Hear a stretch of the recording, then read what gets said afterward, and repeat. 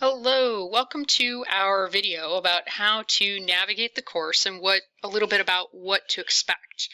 As we go through this, by the way, I'll include some tips and tricks just to help you be a little bit more successful.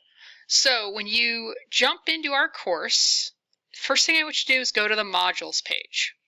All right, and the modules page is going to look like this. You'll have also a September module, and then eventually there will be a welcome module. If you're joining the class in September, then I don't want you to worry about the welcome module because all of that's going to be embedded in week 1, and I will have you just complete week 1. If you're joining October or later and you're viewing this, then you'll go ahead and do that welcome module as a way to get yourself set up for class. No doubt you already know that just because you're watching this video. All right, so our first tip and trick, right?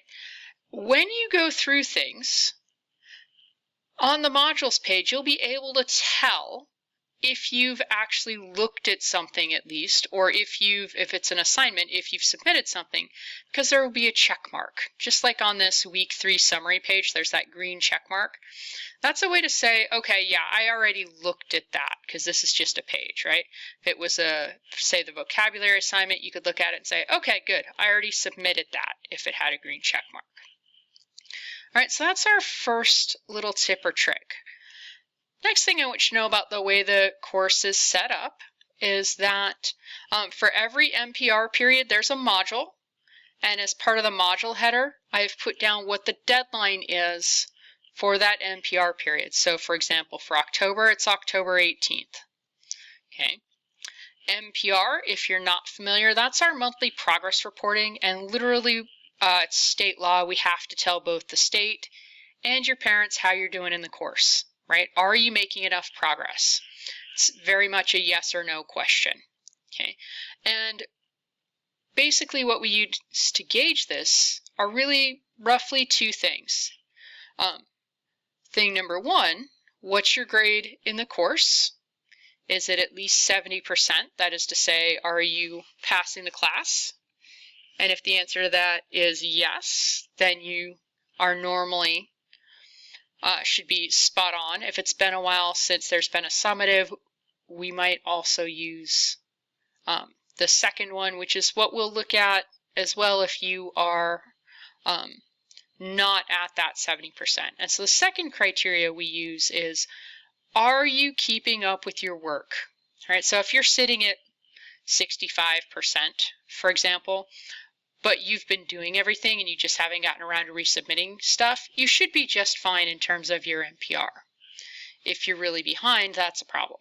Okay, so every week, right, to dig back into it, get back on topic, for me at least, you're going to have this, I call it a weekly summary page. And the nice part about this, when we click in, what you're going to see is learning targets and success criteria. So what are we trying to do this week, right? What's the learning we're trying to master? And then there's also learning activities. These are ones that don't affect your grade. Okay, at least not directly. But they are things that you're doing in order to be able to pass the ones that count for your grade. And that's pretty much every week. Not all the weeks, but most weeks there's going to be some kind of a vocabulary lesson. There's going to be some reading and some notes you're going to take. Okay, we'll go through some different ways to take notes as part of the class. You're going to turn in your notes. That's how you're going to show me that you've been reading. And then some weeks there might be an extra activity. Something like this one's a discussion board. There's start of each unit, there's oftentimes a geography assignment just to kind of acquaint you with where we're at in space, right? And depending on the learning, sometimes the textbook is the best source for it, sometimes not. And so on those cases where it's not, we might be using and bringing in some other sources. Okay, so this isn't a great example just in the sense that by the time you actually watch this, these will all be hyperlinked so that you could get into them straight from here. but just know that this is kind of your home base page for the week, right? So you've got your learning activities, and then you've also got summative activities. There will not be one of these every week. Some weeks yes, some weeks no, okay? But summative activities, these are the ones that do count for your grade. And I want you, if you think of the summative ones as being like the big game or the big concert, these formative ones, these learning activities as I'm calling them, right? These are the practices. So much like if you're an athlete, you don't show up for the big game having never practiced, right? Having not worked on your technique or with your team. Or if you're a musician or perhaps an actor, right? You don't show up for the big performance without having run the lines and learned them or without having practiced the piece.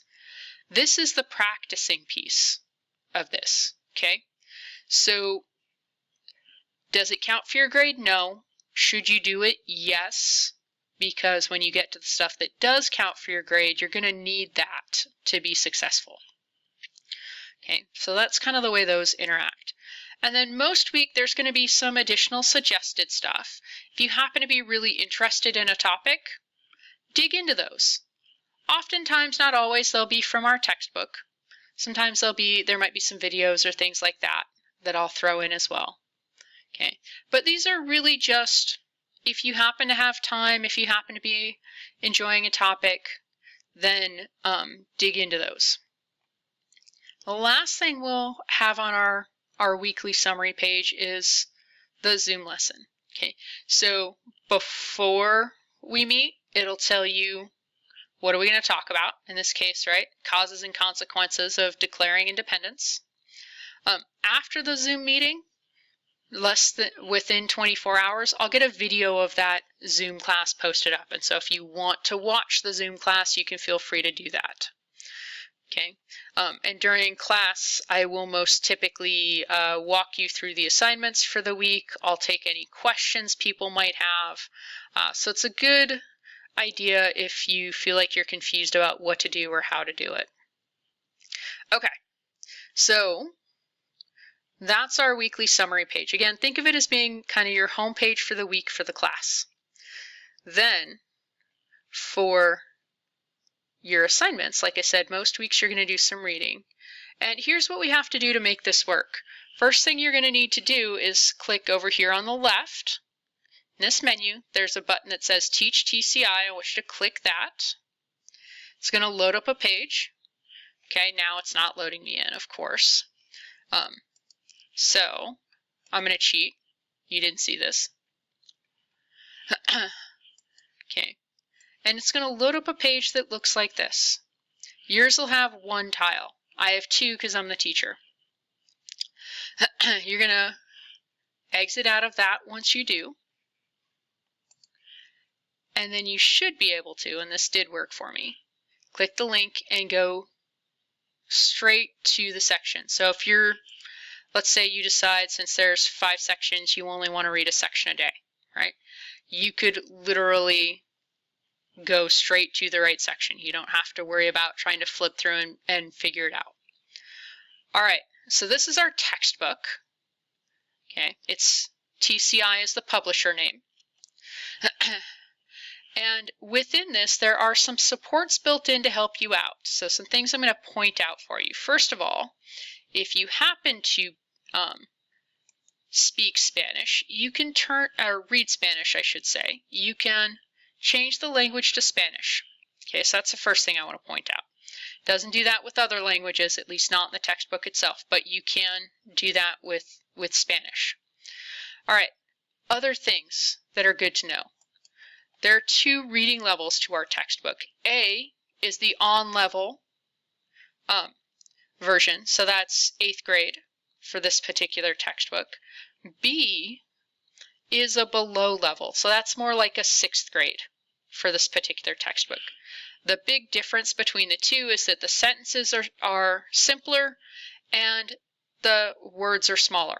Okay, nobody, and I do mean nobody, that includes me, can tell which version of the textbook you use. So if you need to use the lower level, use the lower level.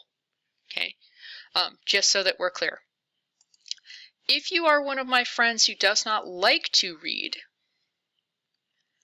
but you would prefer to listen, then it will actually play the text to you, and it will highlight as you follow along.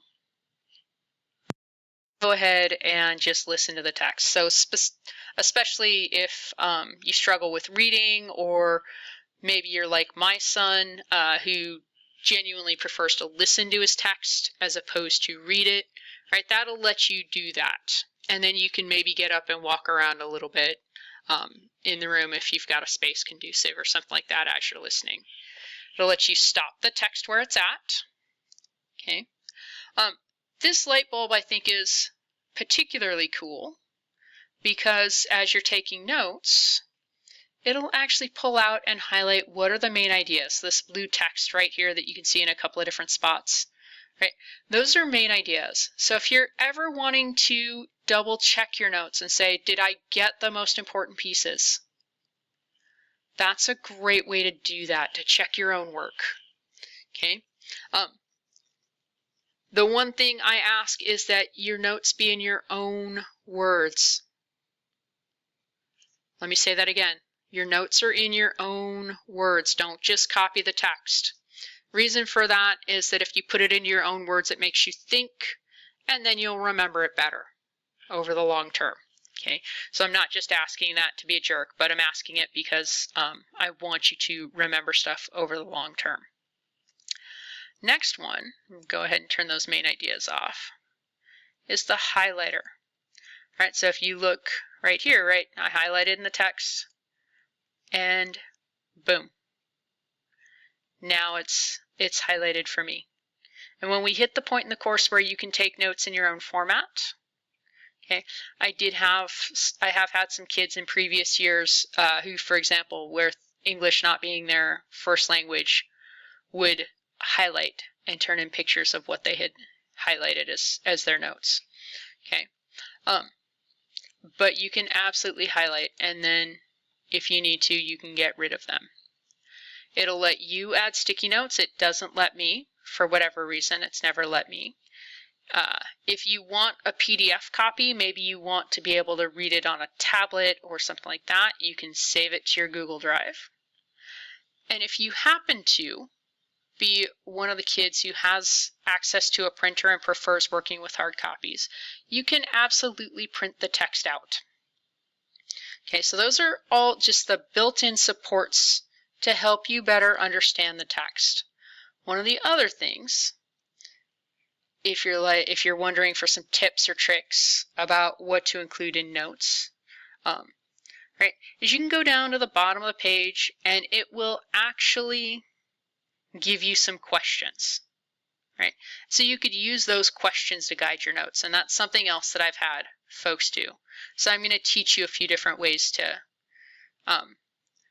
learn the material, a few different ways to take notes, but those are some additional tips and tricks. Okay, so that's really the basics of how to negotiate a lot of this. The other trick with Canvas, by the way, if you want to just go from page to page, is if you could go down to the bottom of any given page or any given assignment, see that next button, right? And it'll take you right away to the next page. So you'll see here we've got a vocabulary video, and then there's matching, right? You're going to want to keep that vocabulary, those vocabulary notes, by the way, as part of your notes about the text. All right. And then your lesson notes, right? You're going to turn stuff in just regularly. You're going to be uploading either pictures or Word documents. If they are pictures, I need you to preview your pictures. If you cannot read them, I cannot read them. So if it's too blurry, if it's too faint, I can't read it. If it's a question of your handwriting, I'm usually pretty good at that. Okay. But if I cannot read it, you will get a 1, so it'll show you turned in something. And there will be a comment that says, fix it. Okay. I will warn you, by the way, if you're using the webcam, those are typically very hard to read. So you can help by making sure that the lighting is coming from the front, that you write in ink, and that there's something behind the notes that's dark so that the light's not shining through the paper. So if, for example, you grab your, I had an iPad, right? And I held my iPad up behind my notes. That would be a way to help make those more readable. But if I have questions about your assignments, I will put notes about what those questions are. If you get less than 100% on anything, I will tell you how to fix it. And then if you have questions, I want you to bring your questions to me. Okay? Feel free to come and ask the questions. Check the directions, maybe check with somebody else you know or your learning coach, see if they can help you out, then come to me. And I'll help you out any way I can. All right, so if you have any other questions, speaking of, go ahead and let me know. And the way you're going to let me know, by the way, is that you're going to complete the assignment that goes with this video.